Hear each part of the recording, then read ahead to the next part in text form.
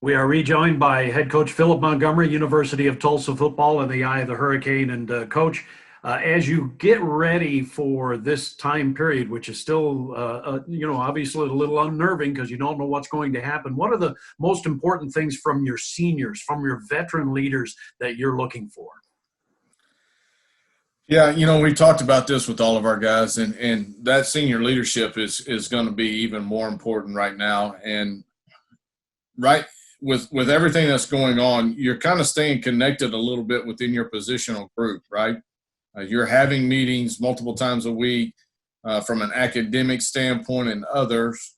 So you're getting a chance to visit and talk with those guys. But, we've really talked to our team about making sure we're expanding outside of our own little group and checking on guys, whether if I'm a receiver, I'm checking on a D lineman or a DB or whatever that might be, but making sure that we're expanding out and talking to guys, seeing what they're going through, making sure they're okay, checking on them.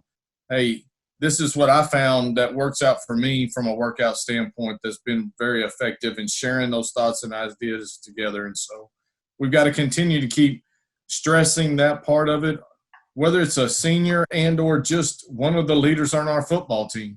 Those guys have got to continue to keep reaching out and keeping everybody on the same page and in check together. How has the coronavirus situation, Coach, affected recruiting? Well, obviously, it's changed it tremendously, and so you're doing a ton of it via Twitter, Instagram, and all those other outlets that we can use to try to keep your program, keep attention to your program, try to give guys opportunities to find out more information about your program. This week, we're doing a kind of a junior day virtual tour throughout the whole week where our coaches are all getting on.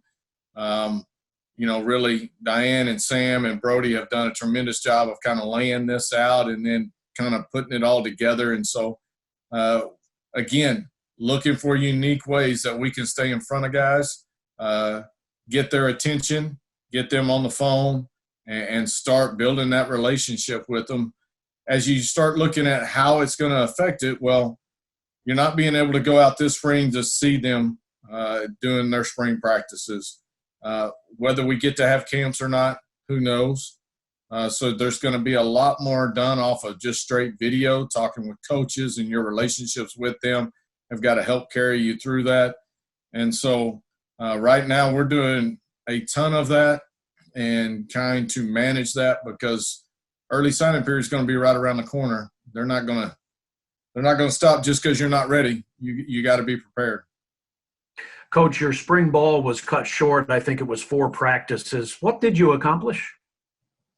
Well, I think we did accomplish some things. I mean, obviously, out of those 4 workouts, 2 of them were helmet only, and then we had 2 just shell practices. So we got to see guys and their retention. I think EA and his staff have done a tremendous job on our off-season part of it. Our guys look good. They were flying around well. I think we are obviously adapting and putting in some new schematic things that you would have liked to had more time to continue to keep working. But we did get 4 days. There's some schools out there that got all of it in. There's other schools that got none of it in. At least we got 4.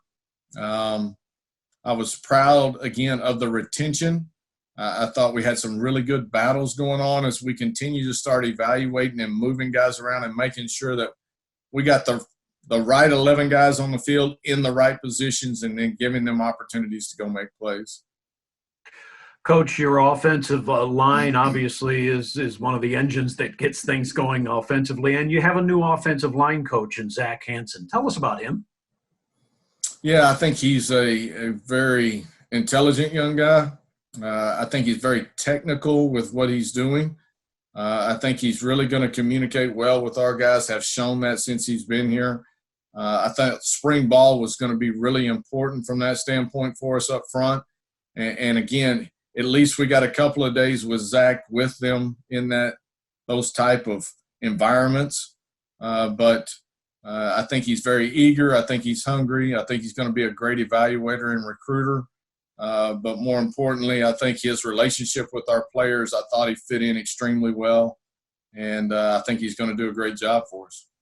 And that offensive line did lose a guy or two. However, you do have loads of guys that have seen the bullets fly a little bit, Coach. And I think what's most impressive as you look at your two deep is boy, there's some really good size all across the line.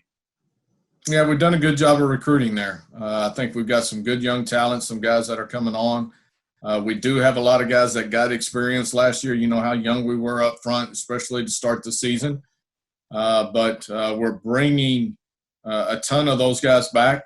Obviously, if you look at Tyler Smith and starting on a couple of games there late in the season and played extremely well during that, we've got a chance to bring 5 guys back up front that have started multiple games. And so I think you can really even add that to 6 or 7 because other guys have been kind of in and out of that part of it. So there's some experience there. We're still looking at transitioning and moving some guys around to make sure that we got them in the right spot and got the best 5 guys in the best 5 spots for them, because everything starts up front. And the way those guys go will be the way we go as we enter into the season. What did you see out of your quarterbacks? This was the first time in a couple of years that you had your starter coming back with Zach Smith, and then, of course, good experience with Seth Boomer and Davis Brin as well. So what are you seeing out of that group? Yeah, very competitive. I think all of them are hungry. Obviously, it's Zach's job. I thought he did some tremendous things for us last year. Would have loved to have been able to carry the whole spring with him. He was actually sick for one of our 4 practices, so he only got 3 of them in. It's such a benefit to have that quarterback back and to know that this is your starter. Your team knows that. Your receivers know that. Everybody knows that. And it just makes people continue to keep elevating their game around him and what he does. He's still got a lot of things to work on, and we're working on those as we work our way through. But he's hungry to get better each and every day, whether that's going to be in the film room or on the field. He's never satisfied. He's always wanting more, and that's what you're wanting out of your quarterback.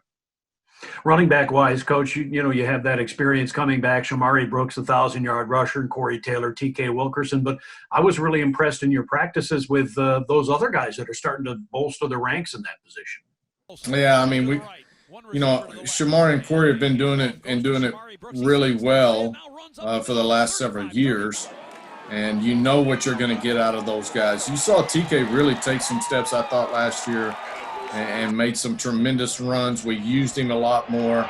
He's a guy that just continues to get better, and he's different than Shamari and Corey. Just a bigger version, but runs extremely well. Christian Lovick got to play him a little bit in the very last game, but he's a guy that I think has got some special tools that we're going to be able to take advantage of this year. And then, Deneric Prince is back there. We'll see what happens from a transfer standpoint with him, but he's a very talented young man. And so I think our backfield has got guys back there that at any point in time can take it to the house. But I know we as a group and as a team have a ton of faith in all of those guys to go get it done. And then, Coach, on the wide receiving side, again, you have guys that are coming back that have played and played well for you. Keelan Stokes and Sam Crawford and Josh Johnson. But spring also is a time for other guys to emerge. Juan Carlos Santana, who played for you last year, I saw a lot of good things of him in the spring. But again, a position you continue to bolster, right? We do have a lot of them coming back, and obviously. Keelan is the leader of that group. He's a guy with the most experience underneath his belt. He's a guy that has shown up over and over and over in big games and answered the call. But we've got a lot of things that are building around him. I thought Sam Crawford did an outstanding job last year of just being consistent, making big plays, making tough catches, moving the chains. He's a guy that I feel like is ready to take another step. JC played a little bit last year, played in every game, had some big plays at time. His consistency's got to continue to keep growing. Josh Johnson was special at times last year. His consistency, again, we didn't get him until, kind of at the first of the summer. So his growth over that course of the year has been tremendous. And so expect him to continue to take those steps as well. Josh Stewart really came into spring ball and did some really good things. Dalen Phillips kind of falls into that. Malik Jackson, Malik Rogers. Cannon did some good stuff. So we're building a good nucleus of guys that you have a lot of confidence that can do some things, and to be able to plug in and play those guys as much as possible. And Coach, one area that is a little unsettled, if you will, or you're a little unsure on, is the tight end position. But boy, a really important position, especially when it comes to the H-back and blocking and all of that, right? Yeah, really vital to what we do, and those guys are kind of the unsung heroes. We've got James coming back, we've got Abe coming back. Both of those guys, I thought, finished up the year playing extremely well. But we've added some depth to that. Jacob Kaner, we took out of the junior college, out of Tyler Junior College, and I think he's bringing some unique tools to the table that hopefully we'll be able to use.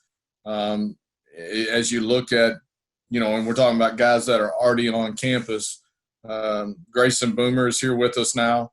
We'll see what happens from a transfer status with him, but he looks different than all the other guys that we have on campus. I mean, he's a 6'5", 6'6" looking kid. He's 255 pounds right now, probably, and so he'll be able to add something different to that.